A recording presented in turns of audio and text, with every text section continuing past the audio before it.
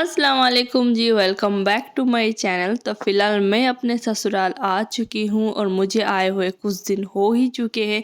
और युवान इन कुछ दिनों में इतना ज़्यादा हम सबको परेशान कर रखा है कि पूछे मत। मतलब पूरा दिन गुजर जाता है उसके पीछे, उसे एक ही चीज़ उसका अभी है कि उसे साइकिल लेना है। पता नहीं बस एक ही रोना, ऑल टाइम एक ही चीज़, एक ही रोना कि उसे साइकिल चाहिए, साइकिल चाहिए। और बस 2-3 दिन के रोने में ही उसका साइकिल फ़िलहाल अभी आ चुका है। कल गए थे हस्बैंड, तो कल का पूरा बंद था मार्केट, तो कल नहीं हो पाया, तो फ़िलहाल वो आज लेके आए हैं साइकिल। और बस अभी युवान को दिखाते हैं वो उसका एक्सप्रेशन कैसे रखता है देख के। फिलहाल युवान तो घर पे है नहीं, वो मेरी छोटी सासू माँ के घर के उधर है, तो उसे बुलाते हैं और उसे ये वाली साइकिल दिखाते हैं कैसे उसके एक्सप्रेशन रहते हैं, वो मुझे देखना है। क्योंकि कुछ दिनों से इतना ज़्यादा परेशान हो चुकी हूँ ना ये साइकिल को लेके, पूछे मत। साइकिल साइकिल वो मैं धुला चेंज करके नहीं देगा, जो एक साइज बड़ा आ रहा है वो यहाँ पर देख रहे हैं।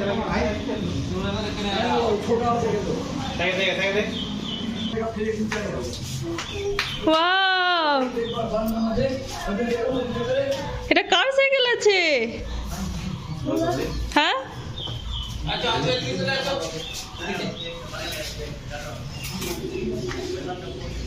चला ছোট লাগে। আই থিঙ্ক এর থেকে একটু বড় নিতে হতো নাকি? বাইরে না, আপাতত তুই চলা। ये वाली साइकिल जो हस्बैंड अभी अभी लेके आए हैं, इनका हाइट और युवान का हाइट बिल्कुल सेम ही है। 19-20 का भी दोनों का फ़र्क नहीं है, तो इसलिए हम लोगों ने इसे चेंज करा और सेम ही साइकिल एक साइज़ बड़ा लेके आए हैं। क्योंकि युवान का माशाल्लाह से ग्रोथ एंड हाइट बहुत ज़्यादा अच्छी है, तो 6 महीने के अंदर अंदर ये वाली साइकिल उसके लिए छोटी पड़ने वाली है। इसलिए हम लोगों ने उसी वक्त ही चेंज करा और हस्बैंड ने ये वाली साइकिल लाई, मतलब सेम ही साइकिल एक साइज़ बड़ी लाई। तो युवान, ये नेक्स्ट डे का क्लिप है और युवान बहुत अच्छे से साइकिल चला रहा था। और ये है जी नेक्स्ट डे का क्लिप, मतलब जिस दिन युवान का साइकिल आया था उसका नेक्स्ट डे का क्लिप था। और आज मस्जिद में हमारे घर से जाएगा इफ्तार और इमाम साहब जो मौलवी साहब रहते हैं ना, उनके लिए जाएगा खाना शाना। तो फ़िलहाल यहाँ पे मेरी सासू माँ ने बहुत सारा मटर कल रात को ही भिगो दिया था। आई थिंक ये 1.5 केजी से ऊपर, मतलब लगभग 1.5-2 केजी के आसपास ही ये होगा। और इसे मेरी सासू माँ मुझे धो के दे रही थी। मटर क्वांटिटी में बहुत सारा था, पर उस हिसाब से हमारे पास कुकर बहुत ज़्यादा छोटा ही था। क्योंकि जो 5 लीटर वाला कुकर रहता है ना, वो हमारा ख़राब हो चुका है पिछले 6 महीने के, मतलब 6 महीने पहले ही वो ख़राब हो चुका है, तो उसे अभी तक ठीक हम लोगों ने नहीं करवाया। और 2-2.5 लीटर वाली एक कुकर है हमारे पास, तो उसी से ही काम हमारा चल जाता है। क्योंकि हम बहुएं नहीं रहती घर पे, सिर्फ मेरी सासू माँ ही रहती है और 2-3 लोग ही फैमिली मेम्बर्स रहते हैं। तो इतनी छोटी फैमिली में इतना सा बड़ा कुकर का तो कोई काम है नहीं, तो इसलिए मतलब वो ठीक नहीं करवाया। और ये छोटी वाली कुकर जो है उसी से काम चल जाता है, तो चला लेते हैं हम लोग काम। फिलहाल आज तो ज़रूरत थी बहुत बड़ी सारी कुकर की, तो वो हमारे पास तो था नहीं, तो हम लोगों ने, मतलब मैंने और मेरी सासू माँ ने कहा कि छोटी वाली कुकर में ही कर लेते हैं सारा मटर को बॉयल, तो मतलब 2-3 बैच में कर लेंगे तो वो सारा हो जाएगा। तो फिलहाल यहाँ पर मैं अपना पहला बैच को, मतलब पहला बैच मटर बॉयल करने का सारा कुकर पे डाल रही हूँ धो के।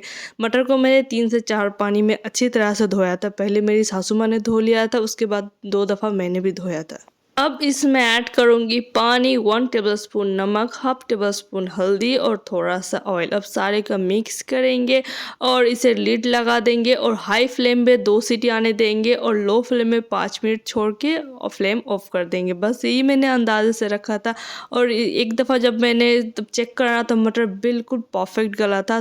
सेम प्रोसेस से मैंने सारे ही मटर को गला लिया था। और ये सारा काम ना मैंने दोपहर से ही करना स्टार्ट कर दिया था, तो क्योंकि आज जुम्मे वाला भी दिन था और मुझे सलातुल तस्बीह की नमाज भी अदा करनी थी, तो मतलब मैं कोई हड़बड़ी नहीं चाहती थी, इसलिए मैंने थोड़ा थोड़ा करके ना सारा काम दोपहर से स्टार्ट कर दिया था। एक चूल्हे पे मटर बॉईल हो रहा था और मुझे रात के डिनर में इमाम साहिब के लिए मूंग की दाल बनानी थी। सिर्फ इमाम साहिब नहीं, हम सारे फैमिली मेम्बर्स भी खाने वाले थे। तो इधर मैंने मूंग का दाल का नया पैकेट ही फाड़ा था, क्योंकि वो दाल ख़त्म हो चुका था और ये सारा दाल को मुझे रोस्ट करना था। तो मैंने सोचा एक दफ़ा ही कर लेते, ताकि सारा जब रूम टेम्परेचर में आ जाएगा तो वो सारा को मैं डब्बे में डाल दूँगी और जितना मुझे यूज़ करना होगा दाल बनाने के लिए वो सारा मैं यूज़ कर लूँगी। और साथ ही साथ आज का ब्लॉग स्टार्ट करने से पहले मैंने गोश्त का सालन भी बना दिया था। उसे भी मैंने मतलब चूल्हे पे रख दिया है दम वाली आंच पे, ताकि अच्छी तरह से गोश्त गल जाए और उसके अंदर अंदर सारा फ्लेवर चले जाए। और इधर मैं फुल स्पीड में अपना सारा काम समेट रही थी, क्योंकि अजान का वक्त भी हो चुका था और मैंने अभी तक शावर भी नहीं लिया था। मुझे ये सारा काम समेट के फटाफट से शावर लेके नमाज अदा करना था, इसलिए मैंने ना इस टाइम पे फुल स्पीड पकड़ी हुई थी अपनी।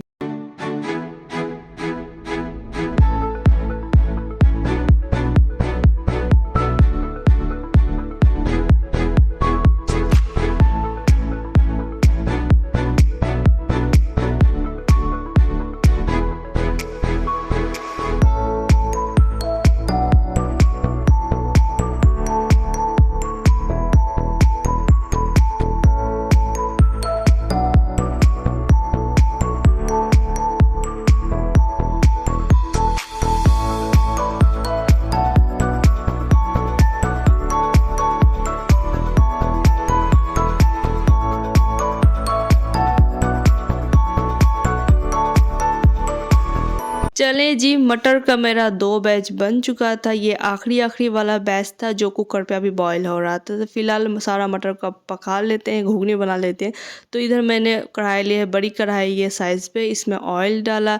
ऑयल जब अच्छी तरह से गर्म हो जाए तो इसमें 2-3 सूखी लाल मिर्च को तोड़ के ऐड करा है, थोड़ा सा ज़ीरा ऐड करा। जब ज़ीरा थोड़ा सा चटक जाए तो इधर मैंने 3-4 प्याज, मतलब बड़ी साइज़ की प्याज को पेस्ट बना लिया था। तो वो सारा प्याज का जो मसाला है ना, वो सारा ऐड कर देंगे। रफली 1 से 2 स्टर देंगे। उसके बाद इसमें जाएगा अदरक लहसुन का पेस्ट। तो मेरे पास बड़ा वाला चम्मच था, तो उसमें मैंने 3 चम्मच भर के अदरक लहसुन का पेस्ट ऐड करा है। अंदाजे से नमक हल्दी मैंने ऐड करा है 2 टेबलस्पून भर के, बड़ी चम्मच है तो वो भर के धनिया जीरे का पाउडर मैंने ऐड करा है। अब सारे मसाले को अच्छी तरह से भूनेंगे। और मुझे अदरक लहसुन का पेस्ट थोड़ा सा कम लग रहा था, तो मैंने 1 टेबलस्पून और ऐड कर दिया। अब सारे मसालों को तब तक भूनेंगे जब तक ऑयल सेपरेट होना स्टार्ट ना हो जाए और मसाले का जो रॉ स्मेल है वो सारा ख़त्म ना हो जाए। और बीच में मैंने I think 1.5 tablespoon red chilli powder भी ऐड करा है। सारा कुछ मैंने अंदाजे से करा है, क्योंकि मैं भी रोज़ा थी। और जब आप इस तरह के मतलब बहुत ज़्यादा क्वांटिटी में कुछ खाना सना बनाते हो ना इफ्तार के लिए या फिर बांटने के लिए, तब थोड़ा बहुत डर लगता है कि नमक और मिर्च का अंदाज़ा गोलमाल हो जाता है। और मुझे भी लग रहा था कि मेरा भी थोड़ा बहुत अगर गोलमाल हुआ ना तो क्या लोग क्या सोचेंगे, क्या कैसे बनाए, ये सारा मैं सोच रही थी। पर माशाल्लाह जब मैंने रोज़ा खोलने के बाद ट्राई करा ना, इतना ज़बरदस्त बना था, इतना ज़बरदस्त बना था कि पूछो मत, बहुत मज़े की बनी थी। इनफैक्ट मेरी सासू माँ और मेरे फैमिली मेम्बर्स जो थे वो सारे भी मेरी तारीफ़ कर रही थी कि मैंने बहुत अच्छा घुगनी बनाया है। और ये देखें जी, जुम्मे की नमाज़ भी इधर ख़त्म हो चुकी है और मैं अभी तुरंत शावर लेके आई हूँ और अभी मैं जा रही हूँ सलातुल तस्बीह की नमाज़ अदा करने के लिए। ऑब्वियसली टाइम से मैं थोड़ा लेट चल रही हूँ। और ये है जी 3 बजे का क्लिप। अभी मैं जितने भी खीरे वगैरह लाया गया था वो सारे को धो के एक करके सारे छील रही थी। और मतलब रात के डिनर के लिए मैंने बनाया था आलू गोभी की भाजी, मूंग की दाल और गोश्त का सालन बनाया था। और अभी मैं चावल को बॉईल होने के लिए डालूंगी। उससे पहले मैंने सोचा कि जितने भी ये खीरे वगैरह है ना वो सारा को छील लेती हूँ हाथों हाथ, क्योंकि अभी मेरे पास वक्त था। तो सोचा कि फालतू वक्त ज़ाया ना करके थोड़ा बहुत काम मैं अगवा लेती हूँ जितना मुझसे हो सके। तो फ़िलहाल यहाँ पे मैं खीरा सारा पील कर लूँगी। उसके बाद मुझे पराठे बनाने हैं, क्योंकि इफ़्तार के बाद ही ना इमाम साहब के लिए पराठे वगैरह भेजने हैं। पराठे, अंडे और मतलब मिठाई और क्या था, और आई थिंक केला वगैरह था, वो सारा भेजना था। तो इस सबसे पहले मुझे पराठे बनाने थे और इमाम साहब के साथ साथ हमारे घर वालों के लिए भी मुझे पराठे बनाने थे। तो इसलिए मैंने थोड़ा सा ज़्यादा क्वांटिटी में आटा लिया था। उसमें चीनी, नमक, कलौंजी और ऑयल ऐड करा है। सारे ड्राई इंग्रेडिएंट्स को हाथों के थ्रू अच्छी तरह से मिक्स करा और इसमें थोड़ा थोड़ा पानी दे के एक अच्छी सी डो गूंद के तैयार कर लेनी है।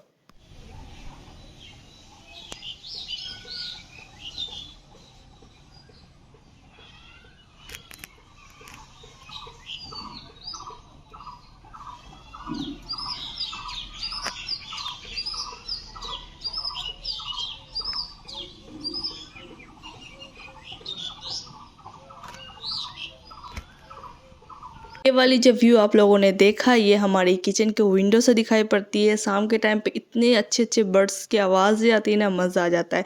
और ये रहा जी, सारे खीरे वगैरह काट लिए थे, चना को भी हम लोगों ने धो लिया था। तो ये एक प्लेट फ़िलहाल अभी इफ्तार के लिए रेडी है। अब एक एक करके सारा इंतज़ाम करना स्टार्ट कर रहे हैं इफ्तार के लिए। तो इधर मेरी सासू माँ मूढ़ी के साथ ऑयल मिक्स कर रही थी, क्योंकि इफ्तार में ना मस्जिद पे आई थिंक 20-25 लोग रहेंगे, तो उसकी क्वांटिटी के हिसाब से ही मूढ़ी वगैरह सारा जाएगा। तो इधर थोड़ा सा पहले मूढ़ी पे ऑयल मिक्स करा था मेरी सासू माँ ने, उसके बाद ऊपर से और भी मूढ़ी उन्होंने ऐड कर दिया था।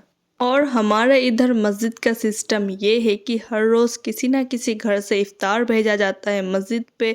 और हर रोज़ एक घर से नहीं, हर रोज़ 2-3 घरों से इफ्तार भेजा जाता है मस्जिद पे। तो इसलिए बहुत ज़्यादा क्वांटिटी में हो जाता है। तो इसलिए मेरे सासू माँ और ससुर जी दोनों मिलके ही सारा इंतज़ाम कर रही थी। बस मैं एक मतलब आप सोच ले कि एक होम मेकर ही थी जो सारा कुछ हेल्प कर रही थी, और सारा मतलब जो मेन काम था ना वो मेरी सासू माँ ही कर रही थी। तो इधर जलेबी भी मंगवा लिया था, घुगनी भी बन के तैयार था, और साथ ही साथ समोसे भी वगैरह भी हम लोगों ने मंगवा लिए थे बाहर से।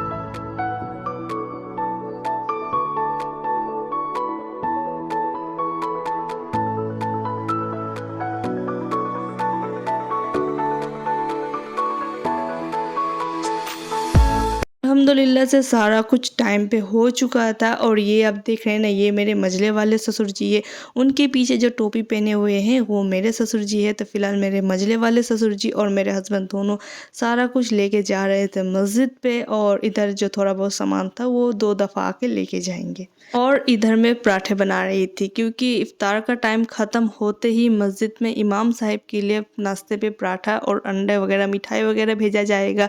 और मस्जिद से टिफ़िन वगैरह भी सारा कुछ आ चुका है। और ये सारा काम मतलब इफ्तार ख़त्म होते इतना जल्दी जल्दी होता है ना कि मुझे हड़बड़ी में वक्त नहीं मिलता पराठे बनाने का। इसलिए मैं ना इफ्तार के पहले ही सारा पराठे वगैरह और अंडा फ्राई करके रख दूँगी। मतलब कि मैंने पराठा बनाया था और उसके 5 मिनट के बाद ही अज़ान हो चुका था अल्हम्दुलिल्लाह से। तो मैंने सारा कुछ टाइम पे कंप्लीट कर लिया था।